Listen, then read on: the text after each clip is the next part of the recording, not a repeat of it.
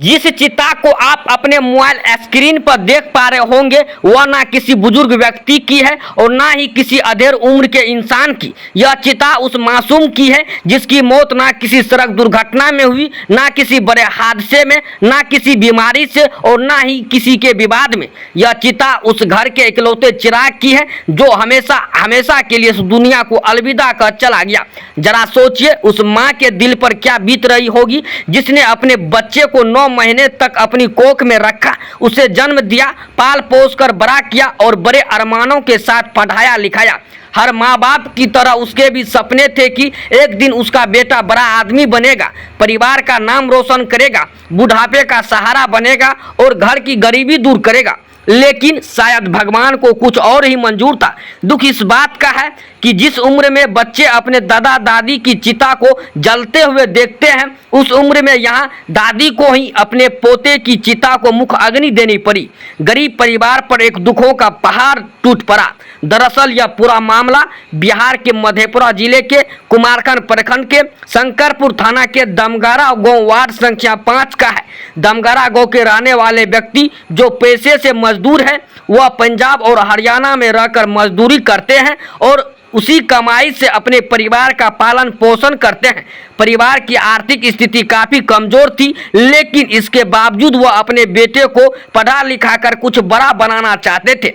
करीब 1 महीने पहले वह अपने पुत्र शिव शंकर को अपने साथ पंजाब लेकर गए थे। उनका सपना था कि बेटा उनके आंखों के सामने रहकर पढ़ाई करे और अच्छी शिक्षा हासिल करे। वहां पहुंचने के बाद उन्होंने बेटे का स्कूल में नामांकन कराया। इसके बाद शिव शंकर की पढ़ाई शुरू हुई। बताया जाता है कि शिव शंकर रोज की तरह स्कूल जाता था और पढ़ाई करता था, लेकिन किसी को क्या पता था कि एक दिन उसका स्कूल जाना ही जिंदगी का आखिरी दिन बन जाएगा। घटना वाले दिन भी शिव शंकर स्कूल गया था। पढ़ाई खत्म कर वो अपने कमरे पर लौट आया। उसके पिता 2 वक्त की रोटी कमाने के लिए रोजाना की तरह मजदूरी करने के लिए चले गए थे। कमरे में शिव शंकर अकेला था। उसी दौरान अचानक उसके साथ एक दर्दनाक हादसा हो गया। बताया जाता है कि उस पर एक जंगली जानवर ने हमला कर दिया जिसमें वह बुरी तरह घायल हो गया। कुछ देर बाद किसी तरह इस घटना की जानकारी उसके पिता को मिली। सूचना मिलते ही मजदूर पिता अपना काम छोड़कर दौड़ते हुए कमरे पर पहुंचा। वहां का दृश्य देखकर उनके पैरों तले जमीन खिसक गई। उनका बेटा गंभीर रूप से घायल पड़ा था। आनन फानन में उसे अस्पताल लेकर जाया गया जहां डॉक्टरों ने इलाज शुरू किया।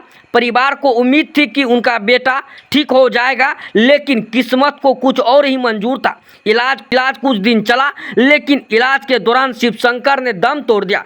जैसे ही बेटे की मौत की खबर गांव पहुंची, पूरे गांव में मातम पसर गया। परिवार में चीख पुकार मच गई। माँ का रो रो कर बुरा हाल हो गया। 2 दिनों तक घर में चूल्हा तक नहीं जला, किसी ने खाना नहीं खाया। गांव के लोग भी इस घटना से सदमे में थे।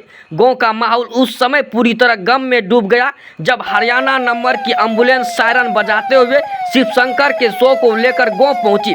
एम्बुलेंस को देखते ही गांव के लोग जुटने लगे।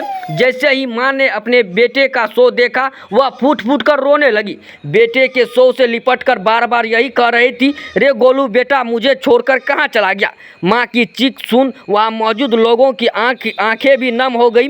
पिता बेसुध थे। एकलौता भाई का 2 बहनों का भी रो रो कर बुरा हाल था। जिस भाई की कलाई पर वह हर साल राखी बांधती थी अब वह इस दुनिया में नहीं रहा।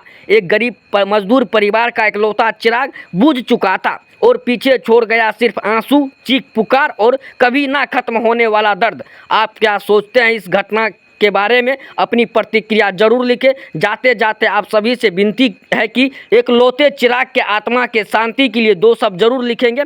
दीजिए प्रिंस प्रभाकर को इजाज़त। तब तक के लिए जय भारत।